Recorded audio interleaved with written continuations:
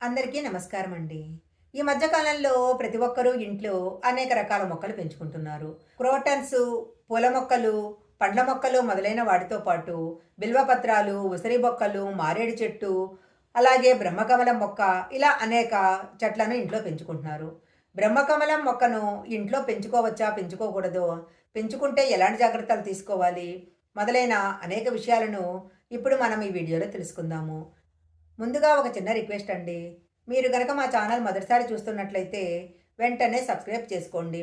పక్కనే ఉన్న బెల్ ఐకాన్ని యాక్టివేషన్ చేసుకుంటే మేము పెట్టే వీడియోలన్నీ కూడా మీకు ముందుగానే నోటిఫికేషన్గా వస్తాయి. ఇక లేట్ చేయకుండా వీడియోలోకి వెళ్ళిపోదాము.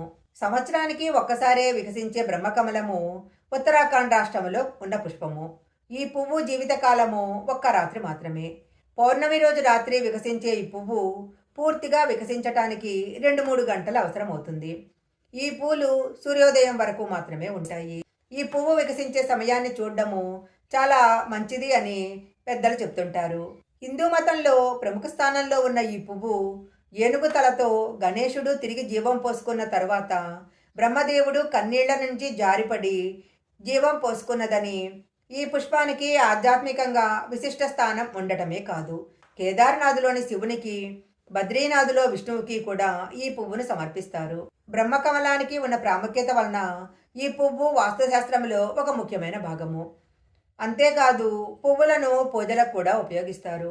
బ్రహ్మకమలం పువ్వును రాత్రి పువ్వుల రాణి అని కూడా పిలుస్తారు.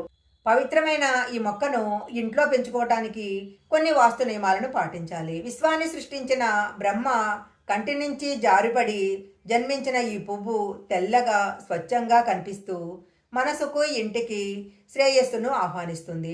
ఈ మొక్క ఉన్న ఇంట్లో అదృష్టం కలిసొస్తుందని, అన్ని అవకాశాలు లభిస్తాయని నమ్ముతుంటారు. బ్రహ్మకమలం పువ్వు స్వచ్ఛతకు చిహ్నము. ఈ అరుదైన పువ్వులు ఆత్మను శుద్ధి చేసి అంతర్గత శాంతిని పెంపొందించే శక్తిని కలిగి ఉంటాయి. ఈ బ్రహ్మకమలం మొక్కను వాస్తుశాస్త్రం ప్రకారము బ్రహ్మస్థానంలో నాటాలి. అంటే ఇంటి ఆవరణ మధ్యలో బ్రహ్మకమలం మొక్కను పెంచుకోవాలి. ఇలా గనక పెంచుకున్నట్లయితే అన్ని సానుకూల శక్తులను కూడా ఈ మొక్క ఆకర్షిస్తుంది. బ్రహ్మకమలం మొక్కను పెంచుకోవటానికి మరొక ప్రదేశము ఈశాన్య దిశ. ఈశాన్య దిశలో ఈ మొక్కను పెంచుకున్నట్లయితే చాలా మంచిది. ఇంటికి సిరి సంపదలు రావటం జరుగుతుంది. బ్రహ్మకమలం చాలా పవిత్రమైన మొక్క కాబట్టి చుట్టూ ఉన్న ప్రాంతాన్ని చాలా శుభ్రంగా ఉంచాలి. కొంతమంది ఈ మొక్క దగ్గర ముగ్గులు వేసి పూజలు కూడా చేస్తూ ఉంటారు. ఏ మొక్కను మనం పెంచుకోవాలన్నా వాస్తుశాస్త్రాన్ని అనుసరించి ఆ మొక్కను కనుక పెంచుకున్నట్లయితే మంచి ఫలితాలు లభిస్తాయి. ఈ వీడియో కనుక మీకు నచ్చినట్లయితే లైక్ చేయండి, షేర్ చేయండి. ఇలాంటి మరిన్ని వీడియోల కోసం మా ఛానల్ సబ్స్క్రైబ్ చేసుకోండి. పక్కనే ఉన్న బెల్ ఐకాన్ని యాక్టివేషన్ చేసుకుంటే మేము పెట్టే వీడియోలన్నీ కూడా మీకు ముందుగానే నోటిఫికేషన్గా వస్తాయి. మరొక మంచి వీడియోతో మళ్ళీ కలుసుకుందాం.